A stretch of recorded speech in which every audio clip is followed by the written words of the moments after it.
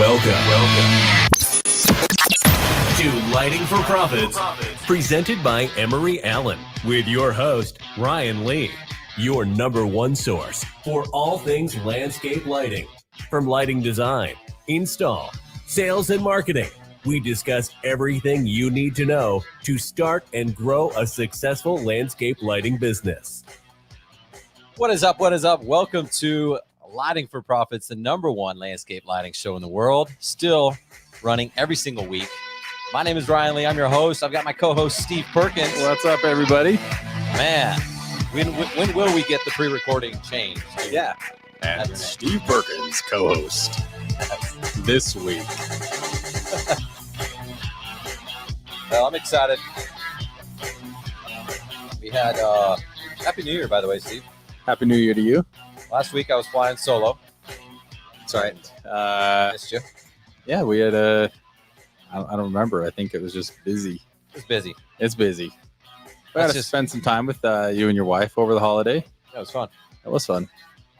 I guess it was about, see, I took 2 weeks off, which means you took 2 weeks off, and then last week. So I was excited. Last week, I might have been annoying excited, you know, when someone's just like, Yep. Looks like they're trying too hard.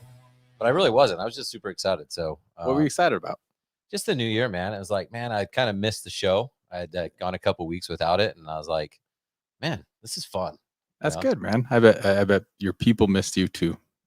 I don't know. One guy said he did. He's like, I got a text. Yeah, I was like, good to see you. I'm like, yes, I'm still gonna do it. I'm gonna get to the 41st episode. I love it. So 41 episodes. Is this the 41st? This is 41. That's an accomplishment, man. Yeah, Congratulations. I did delete one episode. Just It's gone. no good. It sucked. Like, I'm not joking. It was probably like 29, 28, somewhere in there. This guy, it was like new to the industry, and like sent me a direct message on Facebook and was like, hey, is this, I can't remember how he worded it, but he basically said your show sucks. And I was like, really? Like, I mean, most people don't tell me it sucks. I've had some good things said, you know, whatever. Most people just don't tell me if it sucks, right? And then he goes, I was like, well, what have you listened to? He's like, well, I just started with this episode. And I was like, oh my gosh, that episode, I was out of town at some expo, and it was just a shitty episode. So you're 40 for 41. I feel like it. All right. Today's going to be a good one. Today is awesome, man. Yeah. We were chatting just right before with Chad Sieg. He is a former employee of mine. And this guy is a total stud. He, gosh, I mean, I don't even really want to set him up too much because we're just going to get into it when we have him on there, but total stud. He works for Majestic Outdoor Lighting. I think he's been with the company for like 8-9 years now, and just kills it, just completely slays it. And I'm excited to kind of pick his brain with our audience here and just show them, like, gosh, you can do anything you want, because he has crushed through all these false beliefs that almost everybody has, and he just completely kills it when it comes to selling landscape lighting. So I'm super excited. I love that. So I guess before we get started too, I do have a couple of announcements. Turfs Up Radio is going to be at the Northern Green Expo this week, so tomorrow and Thursday. And that's basically just some expo I've never even heard of, but I'm supposed to announce it. That's the worst plug I've ever heard. Hey, there's this event going on that I've never heard of. It's an amazing event. There you go. One of the best expos you could ever attend, which I will not be there, but other people will be there, like probably hundreds, if not thousands. And so what's cool, though, is it is going to be cool. We got Darren, we got Hecubus, Don, and Dan Plata. He's going to be there. It's in Minneapolis, Minnesota. And they're broadcasting live and everything else. And they're with, we want to thank HLS, really, HLS Outdoor. They're the ones who sponsored our booth up there and stuff like that. We're going to be broadcasting live for their booth. I will not be there, but, Hecubus, Darren, Don, and Dan Plata will be up there. So if you are in that area, if you're just like cruising through Minneapolis, just stop by and say hi. So everyone flocks there in the winter. Yeah. It's a beautiful winter town. Snowbirds. The second announcement is AOLP.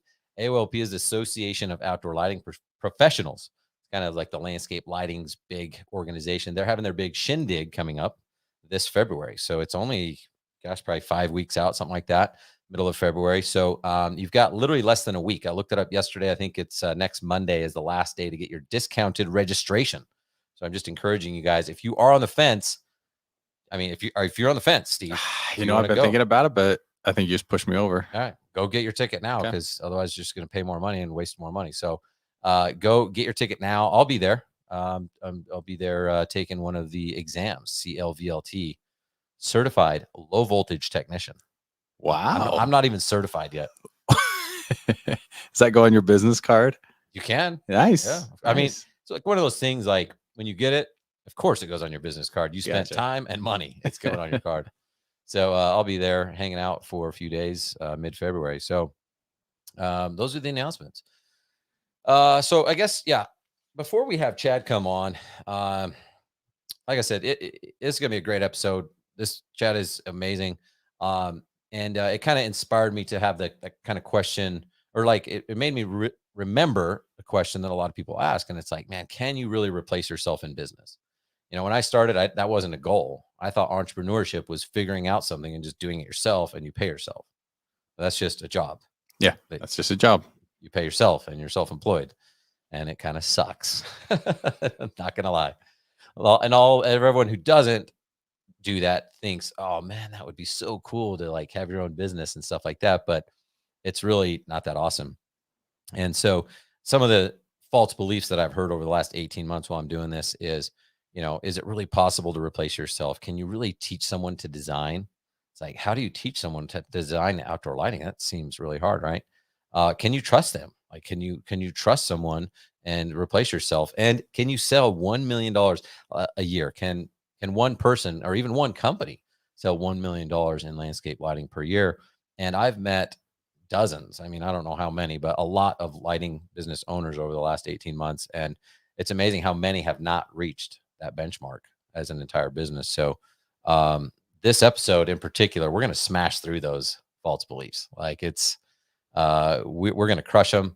Any limiting beliefs, and I call them false beliefs because they're just not true. We're just going to crush through those. So thoughts? Yeah. No, I think you have to take a different mindset on this, right? If you just look at the person or a person that you think that has the capability of replacing you, I think if you treat them like an employee, only give them certain ownership of certain things, like they're never going to get to there. So I see so many people, what happens is they hire an employee and then they get frustrated with the employee because the employee doesn't have the same commitment or ownership, or they don't feel like they're invested enough in the business. When why would they be? They're an employee. You're paying them by the hour, by the job, or however you're paying them. And so I think you have to kind of completely shift your mindset as well. I think there's a difference between training an employee and trying to mentor someone. And I think that's something that people have a hard time doing, is they may not do it the same way you do it. They may need to learn from their own mistakes. You need to figure out a way to get them invested in the same goals that you have. And I've just seen that a lot, where people just get frustrated. They're going, well, my employee won't be what I want them to be, so they can replace me. And I think you have to have a complete mind shift. That's true. And for some reason, your camera's off right now. But I'm actually glad you brought that up. Will you try to remember to ask Chad about that, like what his experience was from the employee side? It's all falling apart. Because that's on it. Like when you're talking about that, I struggled with the same stuff. I still struggle with it. I don't know that there's like a cure that you have for that. Like it really is something that's hard to master. Well, I think if you start looking at it and you say, okay, they're like, if they're failing, it's you, it's not them. And not always, right? I mean, I don't want to say that everyone can get there, but I think you kind of have to have this whole mental side of it. If you're going, hey, I've got to figure out if they're struggling in a certain way, or if they're not doing something the way I want it, that's a failure of me and the way I'm training them, or my mentorship, not necessarily on them. Now they need to take accountability, they need ownership, but it's just one of those. That's where I've seen is just a ton of people just get frustrated because someone doesn't do something exactly the way they want, or they have expectations that the other person doesn't even know where to align. So yeah, I'll ask him, but I don't know. Is that something you dealt with? Oh, for sure. Like I fully expected everyone to embrace my goals. Like, listen, I want to do this, and that you should just automatically know that. Like, totally guilty as charged on that one. And I don't know why, because I mean, I say it out loud, and it's like so ridiculous, but it is a common struggle amongst business owners in building culture and helping them understand their purpose. Yeah. And their purpose is not to help you succeed. Like their business or their purpose is much greater than that. And I think that's probably the most difficult thing, as whether it's a manager, an owner, or anything like that. It's this idea that there's not one correct way to do something. And I think that's where most of us struggle, is when you essentially hire someone to do a job worse than you did it. It's kind of what you do. But the idea is you got to mentally and work with them to get them to where they can hopefully do the job the way at the level you did it. And then hopefully you put them in a position to do it better. But it's kind of funny. We have these expectations of employees or people that work for us that I don't think it's fair. I don't think it's fair. So we have to change our mindset to say, okay, how do we get them there? Or like I said, put them in a position where they do care. You know what I mean? Whether that's ownership or some bonus structure or something that says, yeah, I'm invested in this, and the payoffs for me can benefit my life and my family. And I think if you can get there, then you have a much better shot of getting someone below you in a position where they can replace you. Well, and you kind of hit on like letting go. I Yeah. mean, whether it's a manager or a business owner, and most business owners are managers, you just don't know that. Yeah. And so it's like that letting go is tough. In fact, I just had a guy who joined my program like the beginning of December.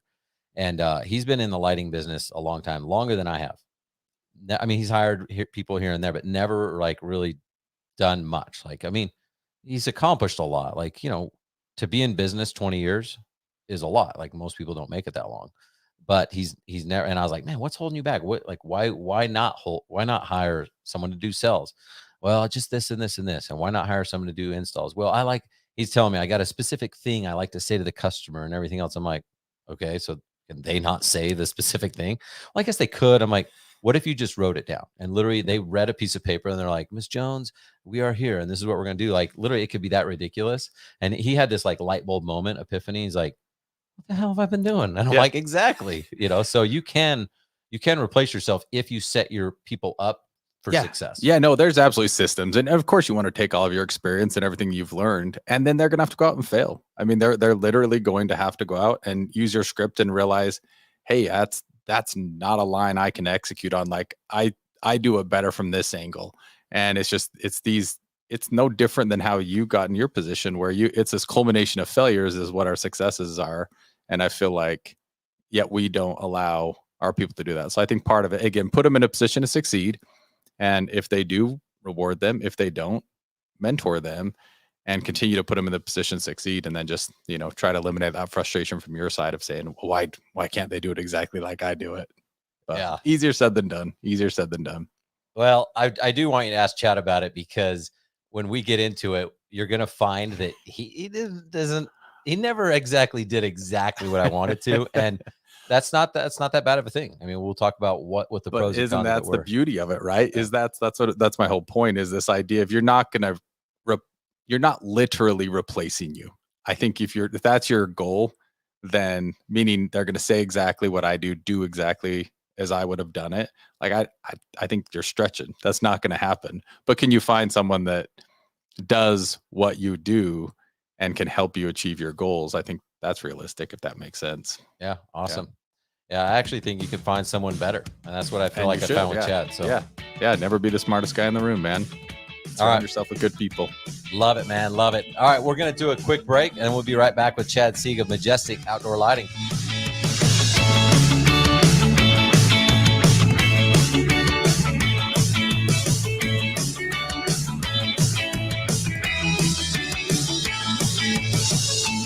There's more to landscape lighting than just throwing a fixture under a tree.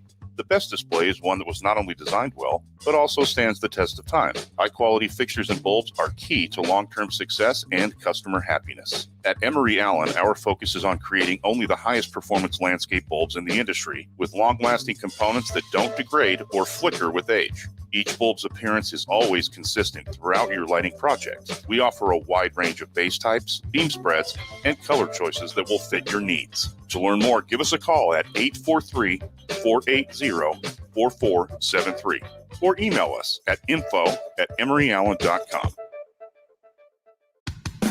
Hey, this is Jeff Hester, senior contributor and co-host of the Weekend Review here on Turfs Up Radio. Can't make it to major green industry events, but want to stay connected? Don't worry, we have you covered. Be sure to download the Turfs Up Radio app or visit our website. We'll bring you the live coverage you need to keep you up to date with everything that happens in our industry. And to find out where we'll be next, simply visit greenindustryevents.com. That's greenindustryevents.com. And always remember, Turfs Up Radio, your industry, your station.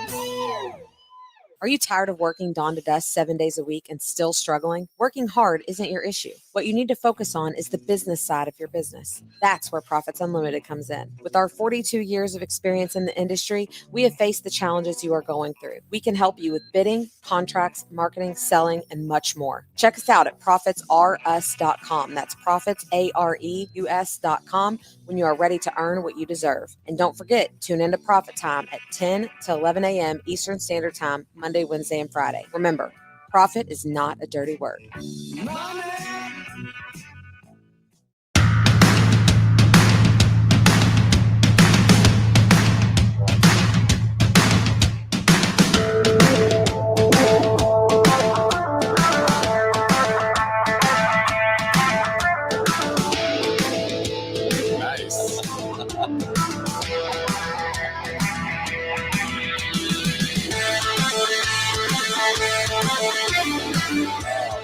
Got the air drums. That's my favorite one, man. It's like this Celtic rock something. I love it too. That's why I play it every week when we have our guest on. So welcome to the show, Mr. Chad Sieg. What's up, buddy? How are y'all, man? Thanks for having me here, man. You having a good time yet? I'm having a good time listening to some good rock here, some air guitar, some air drums. Awesome, man. Well, dude, I am super excited to have you on. I've been hyping this up, it's like, man, you do not want to miss this episode. And I just found out that you are not on Facebook. I'm not on Facebook, man. I haven't. It's I wouldn't be on anything probably if it wasn't for the wife wanting me to share pictures every now and again of that. So I love it. I haven't ever done much social media. Is that just like, and never been into it, or like a conscious choice? Just curious. Man, I feel maybe a little bit of both. Just never really been that into it, and I guess that just kept me from jumping into it. I freaking love it, and honestly, that's probably why you're so dang successall. The rest of us are Probably. just scrolling, and you're out selling. Oh man, I've got all the free time in the world without social media. Yeah. All right. So the first and most important question is: do you miss me? No, you don't. I do, man. Every day. Yeah. No, you don't have to answer that. What if my brother's listening? Oh, he knows, Justin. He's too busy out there anyway. I don't see him as often as I got to see you. Although I don't go into the office very often, so I guess I didn't see either of you guys that much. All right. Well, I want to kind of have you just introduce yourself and kind of how we met, and your kind of backstory, how you got into lighting. So when did we meet? Man, I guess it's probably been 8 years ago or so by now, I think. I think it was, I know it was 2013 because I still have my 2013 truck I bought from you. There you go. So that brings you to the next point, I guess. Yeah, I was working at a car dealership. I guess I'd been there for a year and a half or so when we first met, just selling cars. And then, good old Justin and Ryan coming in there to just buy company trucks. And I just happened to be the lucky guy to get hooked up with you. I guess DeMarcus was the one that said, Chad, come on over here and help these guys. They're good guys. They'll make it easy on you. They just put something in front of them and they'll be good to go. They'll sign anything. So, they'll just put the paper down and move on to the next one. And that's, I guess, met you guys there. And I think it wasn't even the first time that you guys came in, right? It was. Yeah, we came before, but I think I spent a lot of time with you because that's what you do in car dealers. You sit around, wait for. Yeah, we try and hold you as long as possible, right? Yeah. But after like 4 hours, I was like, hey, you want to sell lighting? And you're like, I don't know, maybe. And so when you came and interviewed, I mean, what were you thinking? Like, why would you go sell landscape lighting? Man, that's exactly what I was thinking is why would you go sell landscape lighting? I didn't even know what landscape lighting was or entailed or how involved it was or anything. I had no basis to even compare it to, as far as what I could do with it or, what a normal job looks like or even what a dang light fixture cost. I had no idea whatsoever. I just was kind of going out on a limb a little bit, like I said, I'd spent so much time with you and Justin. I figured if you guys were still doing it, it had to be something to it.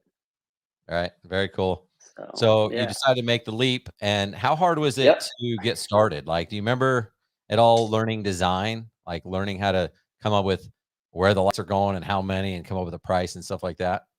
Yeah, you definitely, you jump into it, and I obviously followed you around for the first, I don't know, I guess it wasn't even really that long, but honestly, probably what, a week or two? It was fast. I remember thinking, this will take a few months or whatever. And then it was like, I think at most 2 weeks, you're like, yeah, I'm Yeah. good. I'm like, well, no, you're I not. mean, I think because honestly, we were probably, well, you weren't running that many appointments every single day, but we were still probably making it to 2 or 3 appointments a day. And some of them smaller houses than other ones, but the whole OJT on the job stuff, man, it didn't take too terribly long to kind of go through it and see what is kind of normal. So you get a good idea of what normal lighting looks like, your standard up lights on the house and trees. And then you start seeing some where it's the more custom stuff. And even since then, obviously it's gotten way more unique and customizable and all that type of stuff, obviously. But yeah, to kind of, I've always been a fan and wanted to hit the ground running. So I know it was relatively quick, but going to a few of them a day, man, you just kind of see the patterns and trends, and you kind of get used to seeing what's normal, and then you try and just kind of throw creative stuff anywhere that you can. But yeah, it didn't take that long to kind of get a feel for it, and then you kind of just, once I got to go out on my own and start seeing what was possible and kind of build your own new normal, if you will. Yeah. Well, it seemed like you didn't let it get complicated. It was like, okay, Yeah. there's kind of a light on each side of the window, light on each side of the Yep. entry. And like you said, you weren't getting into like obviously core drills and all this moonlighting and stuff like that. It was Sure. just like, let me do some up lights and path lights and get a check. So that Yeah. was And key, was keeping it simple for you. yeah, for sure. And even in the very, very, very beginning, you try and keep it simple just because that seems what's most likely to, get the job on the spot while you're out there. But even then, on simple ones or what you thought was simple, I'd still always get back in the truck, and whether it was right away or after I got back to the house and was typing up an email or something, you'd still look back at it and be like, "Oh, dang, I should have thought to do this there, or that one extra light over in this area would have made a big difference," and all that type of stuff. So even in the very, very beginning, before I knew what all the kind of extra cool stuff was, you always feel like you see something, and no matter how complete you think it looks right then and there, I feel like I'm always finding myself looking back and saying, "Oh, that one would have been great too." So Chad, let me ask you, you went from car salesman, some Yeah. guy walks in your dealership, says, "Hey, you should sell lighting." You Yep. you get to spend a couple weeks with the legendary Ryan Lee. The legendary, the man, the myth, the legend. Yes, sir. And I've put you on the spot a little bit. Is there any can you think back to any tips or anything that you shared, like any wisdom that was dropped on you in that first few weeks? Man, the biggest piece of wisdom or point of advice, or I guess what makes me who I am while I'm doing the whole landscape lighting thing, is don't leave without a check. I'm not leaving without a check. Ever since, the first one when I was out there, obviously sales is what it is, and you'll get your pushbacks and your reasons for this, that, and the other. And you just say, man, just keep the conversation going. Just keep talking to them. Don't give them any reason to say no, and definitely don't give them any reason to stick with their no. But to make sure, if you're selling what they want, you're giving them everything that they've asked for and they've needed, and do anything and everything you can to leave there with the project, done and secured and all that. And even in car dealership and everything was the same. But they always say time kills deals, and so the longer they go without making a decision, maybe they end up not making the decision. I like that. Yeah. Well, you hit on something that, like you would do a job, maybe sell it, and then all of a sudden Like as soon as you're driving off, shoot, why didn't I like that? Shoot, why didn't I do that? Yeah. People let that fear hold them back from doing their first job or from closing on the spot because they're like, well, what if I forget? It's like, why do you think that's okay to leave without a perfect design, even though you did get the deal? Well, man, and I even now, like obviously rapport is one thing that is like what I always prioritize, So I feel like within the first 5 minutes of meeting whoever I'm going on an appointment with, I just, I try and make sure that we're on good terms, talkative terms, laughing terms, and kind of on a friend basis, So I think it's okay. I mean, obviously there's some where you leave and you're like, man, I couldn't have put another light out there. There just couldn't be another light in a place that I didn't already put one, whether it's a 10 light job or a 300 light job.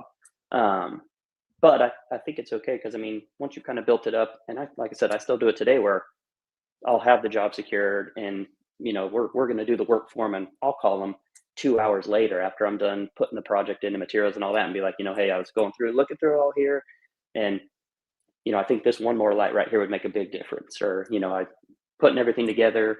I noticed this area over here, and we didn't really talk about it while I was out there, but what are your thoughts on adding a couple lights over here to the 20 lights that we're already doing in the front? So at that point, they already trust you. You're already contracted. You're already doing the work for them. It's very simple to just, I mean, it's not like you're admitting to even a mistake, or it's not like you're saying, hey, I was holding out earlier, I think you need to do this too. It's just at that point, they trust you, they assume and they expect you to do good quality work for them anyway. And now it's kind of just a way of making sure that they know you've got their best interest in mind. Yeah, I love it. Well, and I think why it's so important to just worry more about the sell at this point is because some people are very talented designers. I mean, so good at design and install and everything else, but they're not very good at sales. And so they'll go back and they'll take notes and take pictures and work up all this stuff. By the time they've done that, Chad has already met with that client and closed the deal. You know what I mean? It's like someone's going to come in and get that deal. And so now you have this awesome relationship. Maybe you have to add a light or two, either day of install, or maybe it's later. Maybe you have that conversation with them and they're like, you know what, let's just go with what we've got for now. And we'll take a look at it at night, like you said. And then if we want to add it from there, it's like, hey, no worries. At least you got it out there. Yeah, 100%. I think, obviously priority number one is, making the sale and doing the work for them. Again, I don't think you necessarily hold back tons and tons in the beginning just to get on their books in some form or fashion. But, as far as a light or two or, stuff like that, it just, you can't think of everything all the time right out of the gate. And sometimes I mean, sometimes even me doing it, you doing everything, I'll go back and do like a nighttime walkthrough, and even on ones that I think I've just nailed it and put every light in the right spot, and just everything looks different at night than it does on paper. Yeah. So do you remember how long it took you to get your first sale?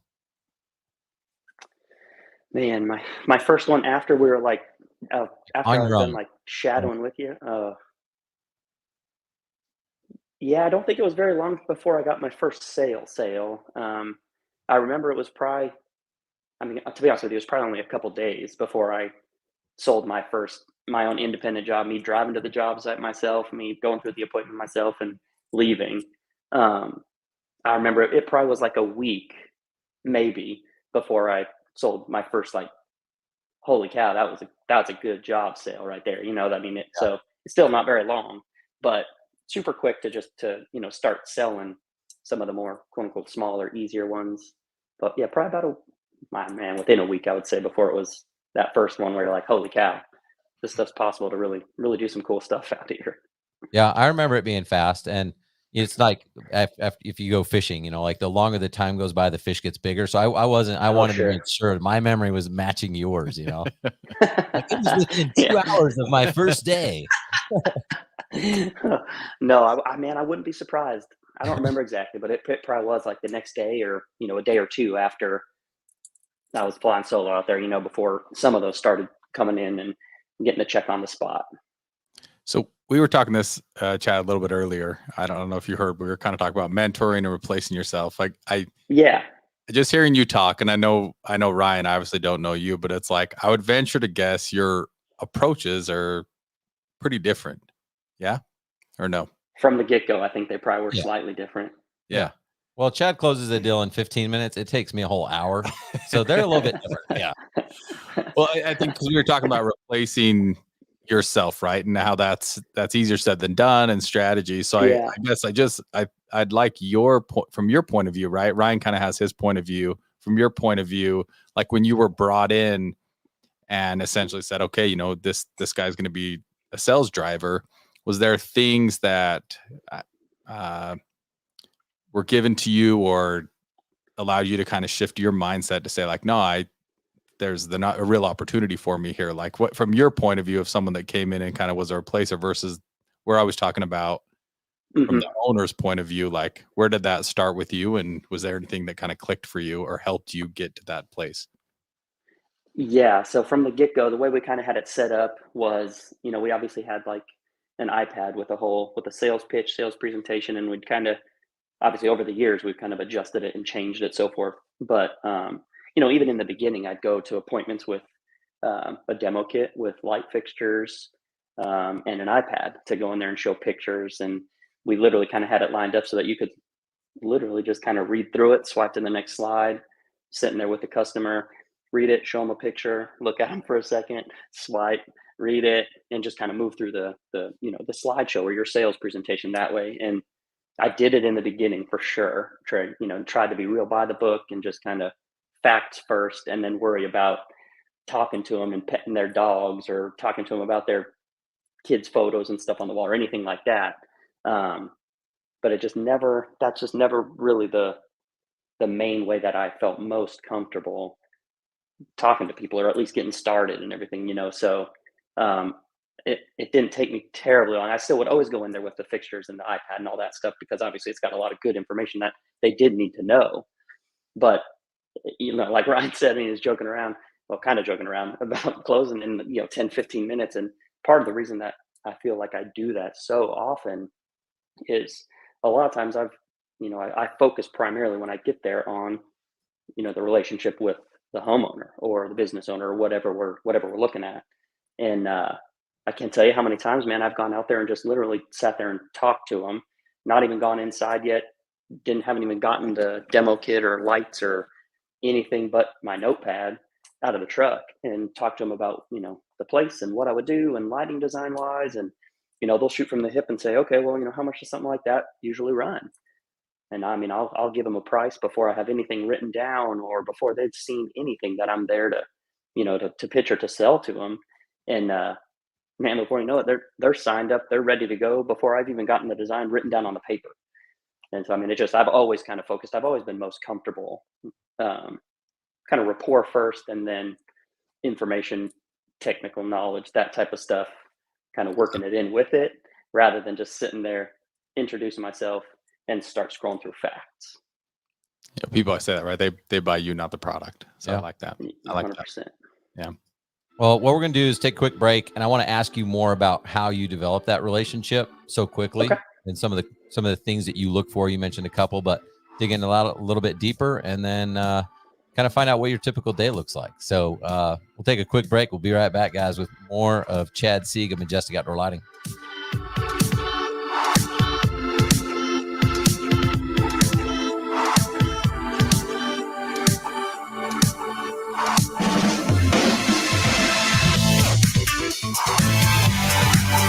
Are you a military family with a spouse on deployment away from home?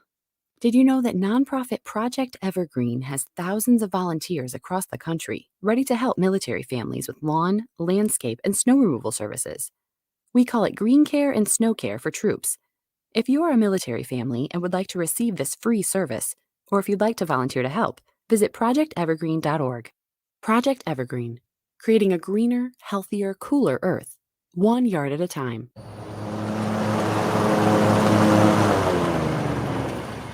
Isn't it nice when the weather cooperates and crews complete jobs on time and on budget? But weather can cause delays, and with paper route sheets, jobs get lost in the shuffle. That's why you need Aspire Crew Control scheduling software, an easy-to-use, flexible, and affordable solution that allows you to shift schedules with a single click. Try Aspire Crew Control for free at aspirecrewcontrol.com. Hey, everybody, it's Brooke Ford, host of The Green Veteran here on Turfs Up Radio. Be sure to check me out every Saturday morning at 11 a.m. Eastern. You're going to hear some great one-on-one interviews with green industry professionals. We're going to talk about best business practices, highlight innovative products, and also provide some insight into some new emerging technologies in the field. That's the Green Veteran, airing each Saturday at 11 a.m. Eastern. And remember, Turfs Up Radio, your industry, your station.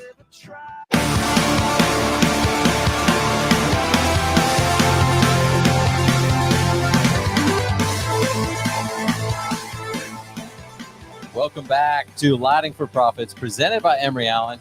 We're live on Turfs Up Radio, live on YouTube, live on Facebook, and hopefully somewhere else. I don't know. Is there any place else we could be live? Chad, love the discussion so far. I wanted to ask you, you are a pro and very good at building rapport with people. I used to think it was like so ridiculous that someone would spend more than like $500 on a watch or more than like $50,000 on a car or something like that. But I know you've got hobbies, passions, and anywhere from guns and watches and cars and all that stuff. But how has your hobbies, your passions helped you build rapport with clients in such a short period of time? Man, it just obviously the more you're interested in, I guess the higher chance that, you know, you're interested in something that other people are interested too, you know. So obviously Texas out here, man, I do love outdoorsy stuff. I do love hunting, fishing, shooting, golfing. I mean, you don't have to go very far out here to find other people that love that type of stuff too. You know, sports, college, you know, football, all that type of stuff. People just go crazy for it out here. So, yeah, man, I mean, rapport building is obviously all about finding common ground with whoever homeowner is that I'm over there to help out with landscape lighting, you know. So, I just know that rapport, like you had mentioned earlier, man, I feel like I've gone into some appointments where people would probably buy from me whatever I was selling, whether it was landscape lights, without even necessarily knowing what I had in that briefcase. You know, I try and make it so that they like me so much, and, you know, they're just so happy that I'm there to like help them out, that whatever's in the briefcase, they're ready to jump on board with, you know. It just always helps because obviously landscape lighting done right is not necessarily the cheapest project that you can do. But, you know, if people like you, if people trust you, if people genuinely think that you're there to put their needs first, then, you know, they're willing to spend a little bit more. They're willing to kind of give you that creative freedom, and they trust you to handle the project rather than to sit there and just tell you exactly how much they want to spend and how many lights they think they want out front. Yeah. You always did such a good job of that. I remember I would be on appointments with you that were my appointments. I don't know why. Maybe you were training me or something like that. But or you'd like name out the watch that the guy's wearing, or talk about his car, and I'm just like, I think Chad just closed my deal for me before we even got. And he's not kidding. Like, where you can literally, I had a guy saying, "All right, well, when are you going to be here?" And I'm like, we haven't even talked about the lighting. I don't even know how much it's going to be yet. And he's like, literally closed, you know, just because awesome. You have such good rapport with these people. And Chad, you were true pro in that for sure. I think it's important. I think it's as important as almost anything else that you'll do for the 10 minutes or hour and a half that you're with them there on the first meeting, you know? I'm not joking. Chad would call me. He has an appointment at 10 o'clock in the morning. He'd call me at 10:15 and go, "Hey, got to check." I'm like, "You got to check for what? What are you checking?" He's like, "No, I got the deal." I'm like, "It's been 15 minutes. Like, I don't even know how." He's like, "Well, I got here early. I got here 10 minutes early." I'm like, "Okay, there you go." I was gonna say 25 minutes. Chad, sorry, let me press you a little bit, because I think a lot of people are going, "Man, I would love that skill." Is it asking a lot of questions? Is it like, you know what I mean? Like, what specifically, or are there even lines you say, you know what I mean? Like of connecting with people? Because I think for some people like you, obviously this comes very natural, but there's some guy driving his truck going, "Well, shit, that's great." Like, is there any tips you could maybe give of like saying like, "Hey, just ask a bunch of questions, listen, you know, pay attention." I love just even the watch or the car. Those are easy entry points to immediately emotionally connect with someone. So anything that you've kind of recognized at least, or has it just come too natural to you? Man, to be honest with you, when I first started, it has started to come pretty naturally, because I've just tried to approach, um, almost every single appointment pretty much the same way, whether it's an older couple or a younger couple, or a smaller house or a giant house. It doesn't, that portion doesn't necessarily matter as much to me in the beginning there. Um, but just, I've always kind of tried to show up to the lighting appointment without it really even being a lighting appointment yet. So the first thing on my mind when I ring the doorbell or when I'm walking into the front door, is I don't just automatically, start talking to them about lights. So I don't automatically say, well, I'm here to look at your lighting needs. How much do you want to spend? Or, stuff like that. I try and keep it pretty much through the whole thing, start to finish. I don't really ever try and like sell them anything. I don't ever try and like push the price, I don't push the product or anything on them right away. I'm going to genuinely make it seem like I care more about the dog and the house and how long they've been there, or, just stuff that makes them comfortable with having me there. Because, if they're comfortable from the get-go, towards the end of the appointment, when you tell them it's going to be $50,000 for their residential lighting, they already like you. They're already comfortable with you. They already can kind of tell you're a genuine person and you're there to help out. And I'm not just there to sell as many lights as possible. You're really there to gain a customer and gain a client, because you do it the right way. I mean, Ryan knows you have clients that move every year or two. So I mean, that same client, they're not just going to spend that money with you to have it done once, but you do it the right way and you kind of set yourself up right with them. I mean, that's going to be your client every house, every lake house, every guest house. I mean, every property that they have over the next years. Yeah, that's awesome.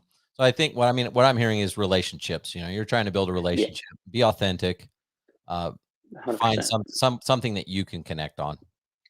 Yep, absolutely. Whether, again, like you said, whether it's sports or watches or pictures, or, I mean, just the houses. Houses are just amazing and getting more and more amazing nowadays, So it's People just so like to be interesting. Every place complimented, is just that's so for sure. different. Absolutely. They definitely do. Yep. So it all just goes towards that comfort between, you and the client. So, when did you honestly, when I hired you, I didn't know if you were just looking for another job, or, if this was like, well, I'll do this and whatever. And I know, because you told me you get job offers pretty regularly from clients. Yeah. It's like, man, just Yeah. like I did. I'm like, you should come sell lights. Either people have been like, you should come sell insurance. You should come sell this. Uh, when did lighting become like a passion for you? When did it go from a job to like, man, this is actually kind of fun? Yeah. I mean, I've always loved kind of the sales aspect of almost anything. Obviously, it's just I've just always been kind of a go-getter, and I love kind of the option of sky's the limit. And as I mean, you can sell as many lights as you can in a day, and repeat, repeat, repeat. So there's kind of just no top to where you can be. So I've loved that aspect about it from the get-go. Um, but yeah, man, honestly, when I first started, like I said, I didn't know what it could really all be. I didn't know what people would spend on it. I didn't know what it cost. I didn't know anything about it. I didn't know how popular and, how common of a project or item it is with people. So after I started, you start going on a few appointments and you get your typical, um, roadblocks. And some people say no, some people say they'll think about it. So it's not necessarily like every single one is just an automatic yes and move on to the next one. But um, man, I'd have to say within kind of that week, by the time those first couple sales came through, and definitely by the time a first, big sizable one comes in, where you can really see the potential of what it can do, not only for like you as the business owner and everything, but also just, me personally, for what I can do for myself out of a business like that. Um, you really start to get pretty interested in it. And, I always love the fact that no one job is the same, whether it's a $5,000 job again, or a $50,000 job. They're all different. Some of the smaller ones are, more interesting, and some of the big ones can be a pain, and it's just, they're all varying. But the fact that you're just always meeting new people, you always have kind of the thrill of the sale, and then just kind of that uncapped limit to what's out there, what's possible, and what you can do for yourself. It's hard not to be, kind of interested and passionate about it once you're kind of with that in front of you. Right. So what does a typical day look like for you? What'd you do today? Today, 2 appointments today. I went out to the Dallas area and then kind of a Flower Mound area up there. 2 appointments. Today was one of those lucky days where you go on 2 and you close 2. It was one of those lucky days where, 2 appointments contracted about $50,000. Just all 50. within, just 50 in 2 hours, So, and again, that goes as a pretty good day. Not every day's like that, unfortunately. You wish it was, but man, you start doing it long enough. Those days are far, far more common now, obviously, than they were when I first started, just because you kind of hone your craft or sharpen your skills on there and everything, and it just feels pretty natural, So, I mean, that today, at like the first start of when I started doing this, I'd have been on, cloud 9, not even thinking that was even possible. Right. But, now you start doing it. It's just not that they happen all the time, but man, they don't happen on a real limited basis. That stuff is out there pretty regularly. Yeah. You still got time in the week, still got time in the month to make more money. So like you said, it's kind of absolutely. Yeah, I guess. So what do you normally do? Like you lay the guys out in the morning. Yeah. Normal days wise. So the crews, they'll usually get out there. Well, now 2 install crews and maintenance, it's gotten to the point where a lot of days, I'd venture to say most days, I'll have 2 installs per day. So, usually if it works out where the office is able to kind of schedule it so that both crews are doing an install in Dallas or something, but regardless, I'll go meet the first crew, get them laid out. If I've got another install with the other crew, then I'll shoot over there and, meet them and get them flagged and laid out. And then I usually kind of start appointments around 10:30 or 11, just depending on how many I've got that day or where they're at. Or, I think I'll usually see anywhere, and it's kind of varied, but I'll usually see between, 2 to 5, 6, 7 appointments in a day. And then usually kind of wrap up from there and head back to the house and try to get those typed up and emailed over. Whoever closes, whoever's in, whatever projects I get from the day, I'll get those ones put in and then get going on those ones. And then obviously shoot over the emails and proposals and follow-up stuff and all that with anybody that didn't give a definite yes or didn't give a check on the first day. Cool. Well, I hope you're okay with this. I told you it'd take about 30 minutes, but I've got some more questions for you. So I'm going to forgo my last segment.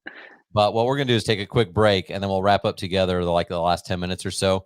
If you're comfortable with it, I want to kind of ask you about the financial side of it. All right. So sure. Get your financials ready. All right. Deal. Okay. We'll be right back with Chad from Majestic Outdoor Lighting.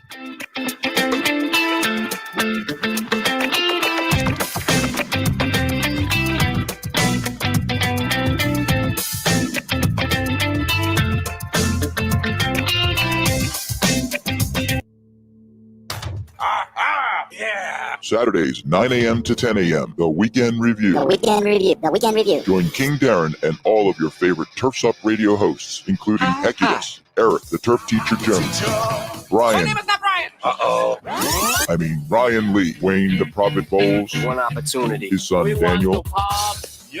Ford, the Green Veteran. Giddy up. And many more. Join us live as we unpack the week and share what you may have missed live on Turfs Up Radio. That's the Weekend Review, Saturdays, 9 to 10 a.m. Eastern, right here on Turfs Up Radio. Your industry, your station. Yeah! Oh, yeah. Attention all pros. When you leave a deal with your clients, don't leave money on the table. Join Turfs Up Nation today and partner with pros all across the country who can help you make more money for your services that are related to your project. Landscapers need plumbers, and pool installers need hardscapers, and every combination in between. Turfs Up Nation is free. Your information is secure, and you'll be connected with other pros in the industry who want to do business with you. And not to mention property owners who need help with everything. If you think your clients don't need you and the connections you have, think again. Join turfsupnation.com today and start putting more money in your pocket for services you never knew you could. Just remember to sign up for this free service. Go to turfsupnation.com. Hey everybody, this is Hecubus from the Nightcap. I'm just sitting here relaxing within the vault with my friends and a tasty, tasty pint. You should stop by and listen in sometime. I'm here every Monday through Friday, 8 to 10 p.m. Eastern, live only on Turfs Up Radio. Your industry, your station.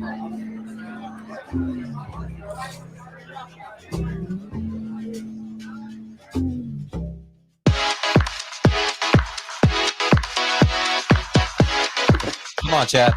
The robot. I see that dance going on back there, man. Smooth. Oh, I'm old. The 40 plus white man dance right there. Just in all its glory. Just be glad I'm sitting down right now. Get real quick. Chad, thanks so much for taking the time, man, and sharing your story. I know it's going to inspire a lot of people. And I want to kind of get into the financials. Some people are a little like, oh, it's not about the money and stuff like that, but sure is about the money a lot of times. So how much, do you remember how much you sold your first year? For the year? For the year. Yes. Revenue. So I think the first year, well, I guess it kind of depends on when you start, like the first full year for you. I think the first full year, calendar date to calendar date there, where I was actually doing it on my own. And I think that was after, because I think I started doing this like in July of whatever year I started in. So not counting those months or something, but starting into the next year over year. The first year, I think it was like $970,000 when awesome. In the first year. Yep. Going off of, and obviously when I was doing it there, and I didn't have any repeat referrals. I didn't have contractors. I didn't have, nothing. I didn't have anything like that necessarily feeding me jobs or anything. I was just going off, advertisements or internet leads or call-ins or, stuff like that, or occasional ones where if they called in asking for Ryan Lee, they say, well, we can't give you Ryan Lee, but we'll give you one slightly worse. And then I would go out there and take those ones. So, and then what about this year? How much did you sell in 2021? 2021, I sold like 1.97 million. Oh my gosh, dude. That's killer. Yeah. That's even higher than I thought. I was telling Steve, I think he did 1.5. So that's awesome, man. This past year was just a shade under 2. Oh man. I guess if you would have worked harder, you probably could have made 2 million, but and I didn't tell Justin or anything, but I had some big ones through home builders and everything that technically they were sold, so it would have had me over the 2 million mark, but I didn't have them signed and put in within the year mark. So they got me to a good kickstart for this year at least. Yeah, that'll start. That'll start that. Dude, that's awesome. Congratulations, dude. That's so cool. Thank you. Yeah. You know what I love about Chad is we're on the other side of you, Chad, where a lot of the people we've talked to have been business owners, like you said, they're installers first. And so Chad, obviously you're talented. But I guess my point is Chads exist out there. And so there's guys, 100%. You know what I'm saying? There's guys that are just like, hey, I'm the installer, I'm the owner. Like I want to stay in the truck almost is kind of the way we always put it. And then, but then they're going, I can't be Chad. Go find a Chad. You know what I mean? And then it's like, I think it's just the other side. And not that you're a dime a dozen. Obviously, you're hyper talented. But you know what I'm saying? Like, there's people like Chad that exist. And so many times you think, well, if that's not me, go hire maybe where your weaknesses are and go find yourself, someone that can really, really not only, and it's evident to me, not only someone that can, but someone that enjoys it like you do. You know what I mean? You enjoy getting to know people. It's genuine. You can feel that from you. So I don't know. I think there's probably people listening going, man, how do I find that? Apparently you just go buy a truck and just go hang out at car dealerships. All right. That's it, man. You'll find them. They say they always say, if you can sell a car, you can sell anything, So I survived at the car dealership for, to be honest with you, with 2 years, and I didn't dislike it. There wasn't anything there that necessarily, turned me off from doing it, or I definitely didn't get scared out of the car dealership world or anything either. They came in and they found me, and it seemed greener pastures on there, So I decided to try it. But yeah, 100%. I mean, it's a good salesperson. It is kind of it's a personality trait, 100%. Yeah. So you can know more than anything or anybody. You can know more than anybody about lights, and you can put together the most perfect, complete design in the world. But if you can't put it in front of a person and feel comfortable asking for a check for the amount that it takes to do a job properly, it doesn't matter how good you are at designing. Well said, man. Well said. I love that message. And that's really one that I'm like preaching on a daily basis. Like I admit there's people that are way better at design than me, way better at 100%. installs, but a Chad is going to beat you to that deal and close it, And Bill said we all need a Chad. So I'm probably, can someone make t-shirts or something with Chad's picture? We all need a Chad. We'll just get that done. Assistant. I love it, man. I mean, I know, obviously I haven't been with the company for a couple of years, but I always valued our relationship, and I thought it was really cool. It just to see how well you did. And it was awesome. I mean, you were like, you're one of, I don't want to like tell too much because I didn't ask you ahead of time, but like, you're always kind of getting in new cars and houses and stuff like that. How has lighting impacted your life? Oh, it's been a problem.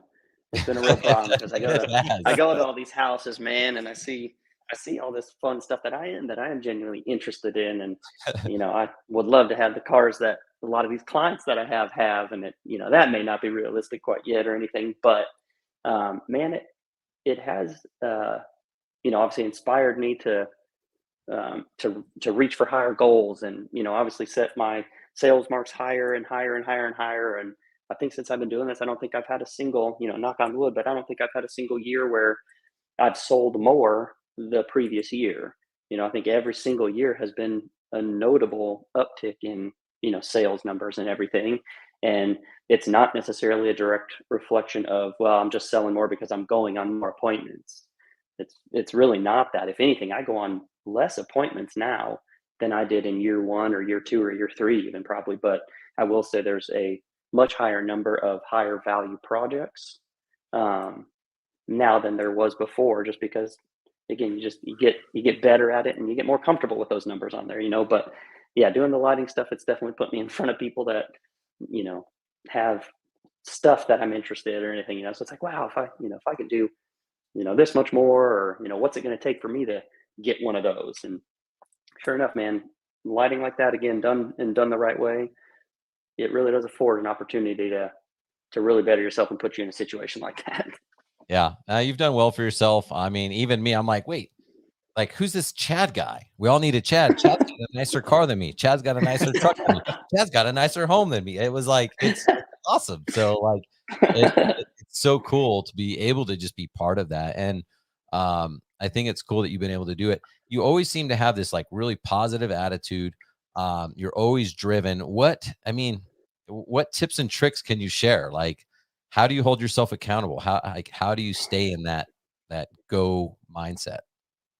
Man, I obviously some of that too, different people. I feel like a lot of people are born with it or whatever. It's one of those things. It's hard to necessarily just learn, but it can be learned. I mean, I'm previous military, so I've got, that kind of behind me. So I obviously have a bunch from that, but man, it's just a mindset. I mean, when you were out here too, I'd call you after a bad appointment and I'd have 4 more good appointments or just appointments in general lined up for the rest of the day. And after that first bad appointment, you get up at 10 o'clock, you drive an hour and a half out to a house, and it's just if it's not a good appointment, then you get in a bad mindset. And that next appointment, you're thinking to yourself, how can I go sell somebody something when I'm just down in the dumps, But you got to have that mindset that not every appointment's the same. Just because one was a no, the next one could be a 10-minute yes, and so everyone's different. You just, a short memory, I guess, on stuff like that. A short memory for the negatives is crucial because you got to be happy, energetic, smiling. I mean, all that stuff it's just super, super, super important when you're going in front of somebody, because you may know what your whole day has been, but that client that you're going to is the first time they're seeing you for the day. So whether you've been trampled on all morning on 4 appointments, that last one, if done and done right, can be good enough to make you forget about the negativity of those other appointments, so you just got to keep that in mind. And, every single one could be a positive. Love that. Well said. You have anything? No, I'm good. All right, man. Well, listen, I really appreciate you, man. Like you're getting me fired up. Like, I'm like, man, I want to go sell some lights right now. So I know you inspired some people today. Thanks for sharing your story. Thanks for willing to be vulnerable and talk about that stuff. So man, thank you guys for having me here. Yeah, you're welcome, man. Any final advice you want to leave? Yeah, I mean, just every appointment, every opportunity you get, don't cap it before you get to it, and don't funnel everything into just what it looks like on paper. You never know what it could be until you get there, and just put your best self and foot and put everything forward on there, and man, it really can be a huge positive. It can be really good for you, and it's just a lot of fun approaching it that way. Well said, man. Well, thanks so much, and guys, Absolutely. thanks. Yep. Thank you, guys. Really appreciate your ability to be up here live, and if you're listening on the podcast. So thank you so much for your support. You guys have a good week, and don't forget to keep moving forward. See ya.